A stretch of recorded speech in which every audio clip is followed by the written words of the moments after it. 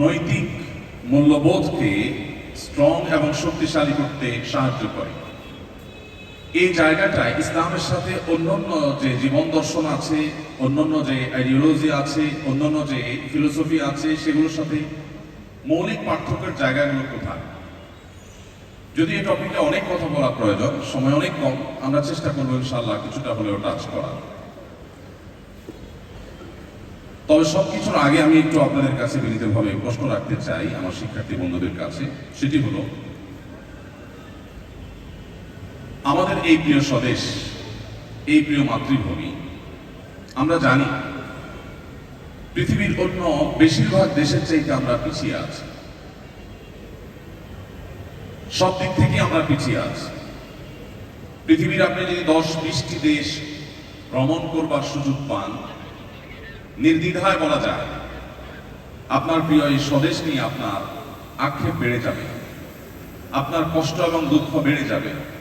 কারণ আপনি পৃথিবীর অন্য যে কোনো দেশের সাথে তুলনা করলে, বেশিরভাগ দেশের সাথে তুলনা করে আপনি দেখতে পাবেন আপনার দেশটি অনেক পিছিয়ে আছে। যেমন অর্থনীতিতে পিছিয়ে আছে, ঠিক তেমনি ভাবে জ্ঞানে বিজ্ঞানে আমরা পিছিয়ে আছি, আবিষ্কারে আমরা পিছিয়ে আছি, নানান দিক থেকে আমরা পিছিয়ে আছি। এই যে আমরা পিছিয়ে আছি, এর কারণ কি? আমরা যদি এর কারণ আবিষ্কার করতে যাই, তাহলে এটার জন্য কোনো পণ্ডিত হওয়ার, এর জন্য আলাদা কোনো বিশেষ গবেষক হওয়ার আমার মনে হয় না প্রয়োজন আছে। কারণ আমাদের এই দেশে আমরা যদি বিগত 10, 20, 30 বা 40 বছর আগের যে সামাজিক প্রেক্ষাপট আছে সেটার সাথে আজকের সামাজিক প্রেক্ষাপটকে আমরা তুলনা করি, আমার মনে হয় দিনের আলোর মতো পরিষ্কার হয়ে যাবে যে আমাদের সংকটের জায়গাটা আসলে ঠিক কোথায়। আমাদের এই দেশে শিক্ষা প্রতিষ্ঠান, কলকারখানা, রাস্তাঘাট, অবকাঠামো এবং অন্য অনেক দিক থেকে আপনি যত পেছনে যাবেন দেখবেন যে আমরা পিছিয়ে ছিলাম। এখন যত শিক্ষা প্রতিষ্ঠান আছে, যত বিশ্ববিদ্যালয় আছে, আজ থেকে 20 বছর, 30 বছর, 40 বছর আগে এতগুলো ইউনিভার্সিটি ছিল না, এতগুলো কলেজ ছিল না, এতগুলো শিক্ষালয় ছিল না।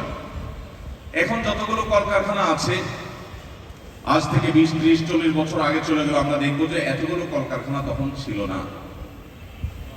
এখন যে পরিমাণ ডাক্তার, যে পরিমাণ ইঞ্জিনিয়ার, যে পরিমাণ শিক্ষিত মানুষ, যে পরিমাণ পিএইচডি হোল্ডার এই দেশে আছে, আমরা যত পেছনে যাব দেখবো এর সংখ্যা তত বেশি ছিল না কম? কোনো সন্দেহ নেই যে অনেক কম ছিল। তাহলে আমাদের